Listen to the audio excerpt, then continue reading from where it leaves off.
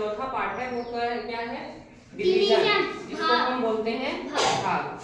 ठीक है, मैं बार बार बोलती हूँ कि ये चीज हमेशा ध्यान रखना। ये आप सीख नहीं रहे, ये आप सीख चुके हो, बस आप उसको अपना और मजबूत बना रहे हो, रिवीजन कर रहे हो। हाँ ठीक है, तो हम इसको और एक दो बार पढ़ के उसे क्या कर रहे हैं? मजबूत कर रहे हैं। ये बेस है हमारा, है ना?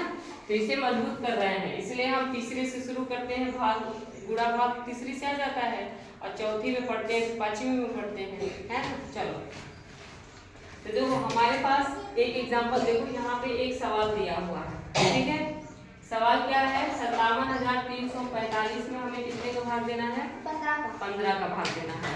तो देखो, इसको जब भी हम भाग करते हैं तो हम कुछ इस तरीके से बनाते हैं। यहाँ पे एक नंबर लिखते हैं, 5, ठीक है, एक नंबर यहाँ लिखते हैं। ठीक, जैसे यहाँ पे देख लो, अब ये वाला जो हिस्सा यहाँ पे लिखा जाता है उसे हम क्या बोलते हैं? भाजक। इंग्लिश में क्या कहते हैं? डिवाइजर। क्या बोलते हैं? डिवाइजर। ठीक है, जैसे हमने भाग को क्या बोला? डिवीजन। ठीक, आप देखो उसका ही कितने पार्ट है इसमें? भाग के 4 भाग हैं, दिख रहा है 4 भाग। ये पहला है, ये दूसरा, ये तीसरा और ये चौथा। तो पहला भाग क्या है? भाजक, जिसको हम अंग्रेजी में कहते हैं डिवाइजर। ठीक है, अब देखो भाजक किसको बोलते हैं? भाजक वो होता है जिससे हम भाग देते हैं। ठीक है, डिवाइजर क्या होता है? जिससे हम भाग देते हैं, जिसमें देते हैं नहीं, जिससे भाग देते हैं। ठीक है, तो हम इसमें किससे भाग दे रहे हैं? 15 से। इसका मतलब कि हमारा डिवाइजर कितना होगा? 15 होगा। ठीक है, ऐसा मतलब जो भी जिससे भी हम भाग देते हैं उसे हम भाजक कहते हैं। ठीक है, और इंग्लिश में डिवाइजर बोलते हैं। ठीक आया? इसके बाद इसका दूसरा भाग है। दूसरा पार्ट क्या है? जिससे हम जिसमें भाग देते हैं। ठीक है, भाजक क्या था? जिससे भाग दे रहे हैं, और अब क्या है? जिसमें भाग दे रहे हैं। तो अब देखो हम किस में भाग दे रहे हैं? 15 से भाग दे रहे हैं, तो किस में दे रहे हैं?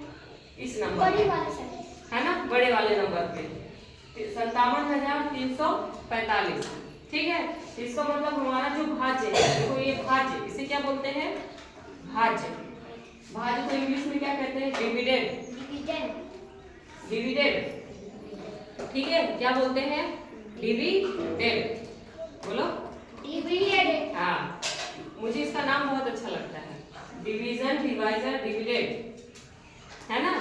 तो ये जो डिविडेंड है, जिसको हम हिंदी में भाज्य बोलते हैं, ये कौन सा होता है? भाज्य। अगर पूछा जाए भाज्य क्या होता है, तो भाज्य क्या होता है? जिसमें हम भाग देते हैं। ठीक है, जिसमें हम भाग देते हैं। अब अगर डिविडेंड पूछा जाए तो इसमें ये जो नंबर है हमारा 57,345, ये हमारा हो जाएगा डिविडेंड, भाज्य। ठीक, अब जब हम भाग करना शुरू करते हैं तो इससे भाग देंगे, इसमें तो कुछ यहाँ पे भागफल आएगा।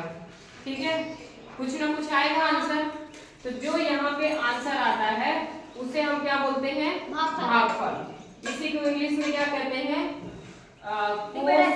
कोसेंट। हाँ देखो, हाँ वेरी गुड, ऐसे ही याद ही करना है। कोट पहन के सेंट मारो।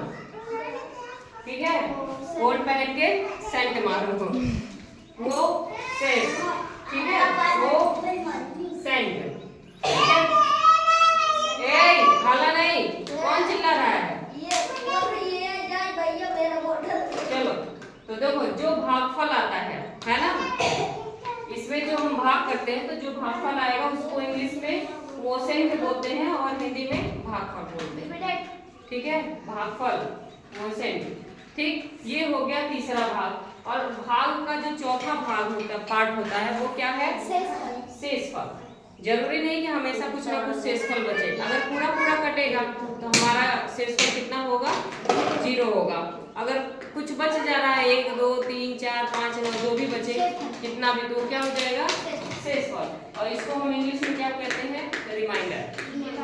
ठीक है, क्या बोलते हैं? रिमाइंडर। तो भाग सीखने से पहले हमें ये चीज आना जरूरी है।